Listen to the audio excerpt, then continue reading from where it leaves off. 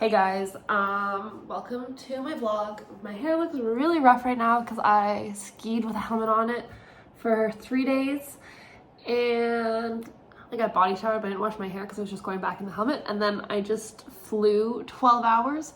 So yeah, these are the bangs. Anyways, I'm back in Oregon, I'm back in Eugene. The entire time I was coming home, I was like, ugh, I hate Oregon, everything sucks. I had to pay $6 for a cart. Well, I didn't pay the $6, but it was $6 for a cart in the airport, and I was like, capitalism, corporate America. And then it was raining and it was foggy and there was no snow, and I was just like, and I was all alone, and I was like, everything sucks. I hate Oregon, I hate my life here, everything, like, why am I even here? I don't ever want to live in America again. And then I got to my apartment and I was like, woo! I love it here. Everything's so beautiful. Everything's so pretty. I love my apartment. This is home. And first thing I did, Survivor. Yeah, because Survivor's not available in Canada on Amazon Prime, but it is in the US, so I haven't unpacked my bags or anything, but we gotta watch Survivor first. I'm gonna be watching Survivor Second Chance because I've been wanting to watch that one. It's the one that Jeremy Collins wins. Spoilers. I just got groceries because my fridge was empty and I had to get the freaking god-awful bagels again, the like wet everything bagels, because they don't have Montreal style bagels and they don't have sesame bagels, and the bread also isn't great, and just everything I want they don't have. I hate grocery shopping in the US. And then I went to Target and they have all their bikinis out now, and it took so much willpower not to buy anything. And I was also looking at their like clothing and stuff, and there's some really nice stuff. Like there's a white long sleeve shirt that was double lined so it wasn't see-through, and I was like, yeah, and some of their loungewear was really nice. And I didn't buy anything. I only bought my conditioner, which is what I went for, so pat on the back. Hey guys, I am about to go play Ultimate. I joined a citywide intramural league because I need to meet new people and exercise more. So this should be fun, but I don't know where I'm going, and I'm really nervous because I haven't played in like a year, and also like I'm just not the best at Ultimate, so I don't know anybody, so it's gonna be very nerve-wracking, but I'm excited. We'll see how it goes. I'll keep you updated.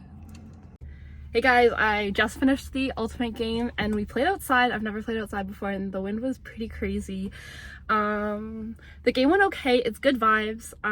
It's definitely more advanced than we played Carleton intramurals. Like most people here played on competitive teams. They all had, like, one guy had a Team USA jersey and a bunch of people had like Oregon or Portland jerseys and stuff like that.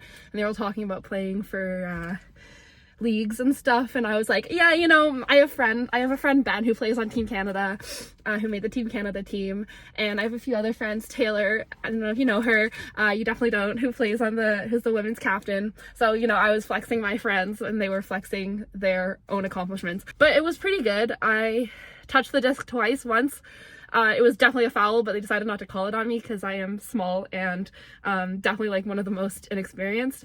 And the other time I scored a point, so that's good. Third time they passed to me, but somebody intercepted it and they scored, so that wasn't good.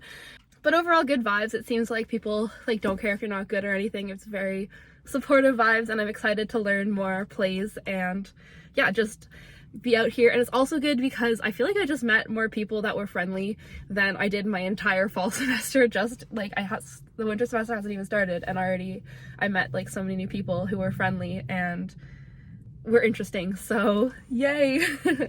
And yeah, they're all mostly grad students, or like I'm also one of the youngest because most of them I guess are like in PhD and stuff, but good experience. Yeah, and I'm happy to meet new people and run around, you know, and my team won. Hey team, I just worked out at the gym. Crazy, I can't even remember the last time I went to the gym.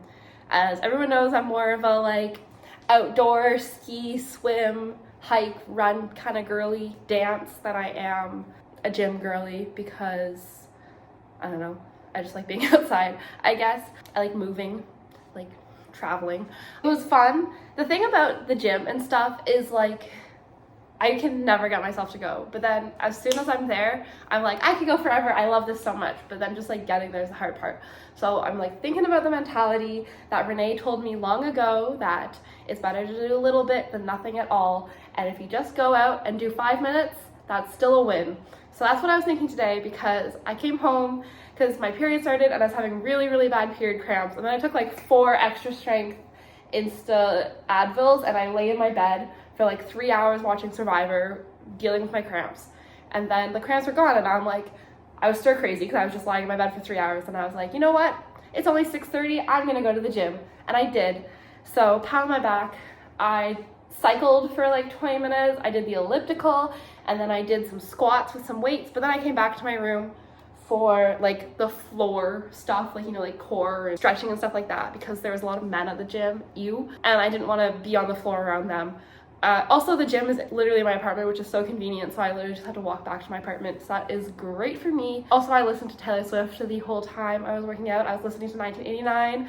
I've never really been 1989 girly, but I've been really vibing with it this new year. I guess I'm in my 1989 era, you know, moving to a new city, alone, single. It's also, I would argue, her gayest album, because it's just all about like forbidden secret romances with Diana Agron. And I wiped down my machines after going to the gym because, like, I knew what I was doing. No, I really didn't, and I was so intimidated. It was just like a bunch of men. Today was also the first day of classes. I had one class. I'm just shadowing a first year composition class so that next year I can teach it and I can teach my own class. Yeah, so this one is just essentially like learning how to read and like how to read articles and how to critically examine articles. But it's really cool. Just by luck, I got placed in like a diversity, multiculturalism specific class. So we're really looking at like multicultural rhetoric, and like the person teaching it is a PhD looking at people of color, feminism theory within rhetoric, specifically in South Asia. And yeah, I was really excited to work with her. She seems really cool. And I was sitting in that class before I even knew it was like multicultural. I was like, I feel like there's more. This is the most percentage of people of color I've ever seen in one room in Oregon. So that was nice to see. And then it turns out it's because it's like a specific multicultural class. But yeah, I had that class, and then I had a meeting for the fairy tales class that I'm TAing, and then my period cramps started, so I came home. And I've been watching Survivor Second Chance. I love Spencer. I think he's my favorite of this season. I'm watching it for Jeremy, but I'm thinking I like Spencer. I've also watched like Survivor Cambodia already, and I liked him there. He's just a funny character. I'm just rambling at this point. I think I'm gonna start a habit tracker and include exercise in there, because when I was on top of my life the most was first year, second semester, and I had a habit tracker. So it's gonna be like flossing, tidying up my room, going exercising, stuff like that. Eating 3 meals, that's an important one for me. Yeah, I'm gonna start a habit tracker again so that I can be on top of my life.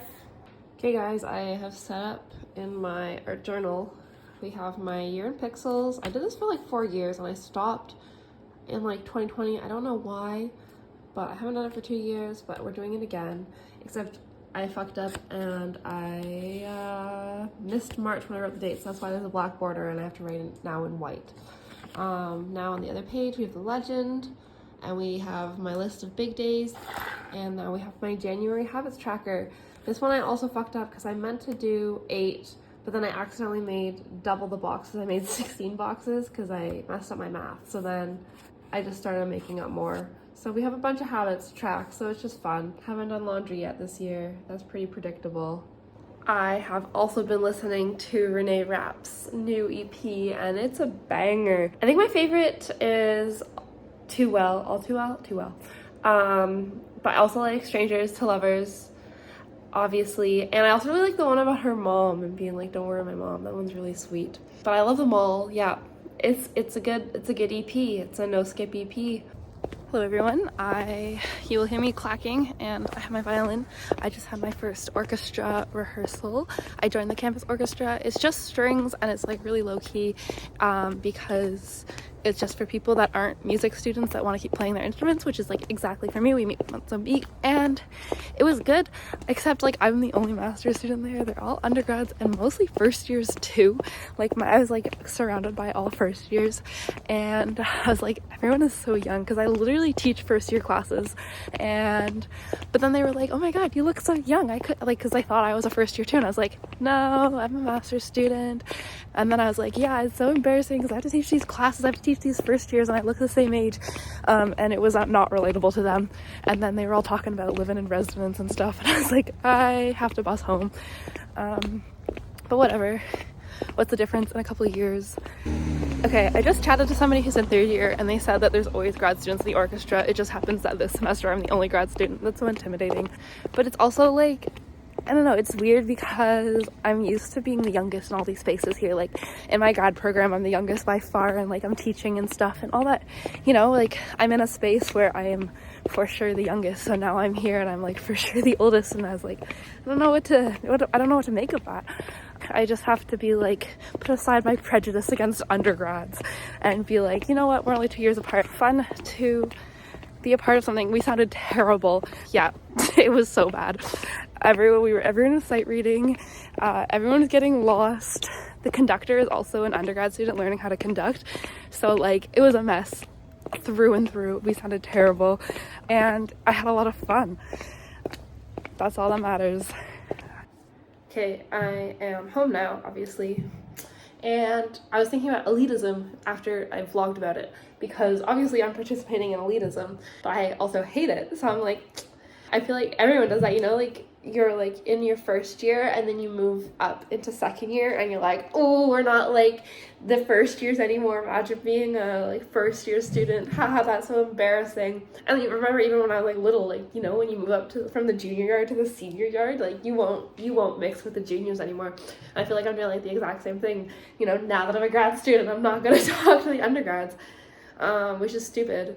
And also, like, I don't know, I was just thinking about how like that's a way I participate in elitism, and also I like, that's like such a problem, especially in academia, because, and that's like where I'm gonna try to start my life, and that's something that people talk about all the time, is the elitism in academia, like if you have a PhD or not and stuff like that. And so I guess dismantling how I participate in it and just being aware of it is what I was thinking about on my bus ride home after talking about how I participated in it.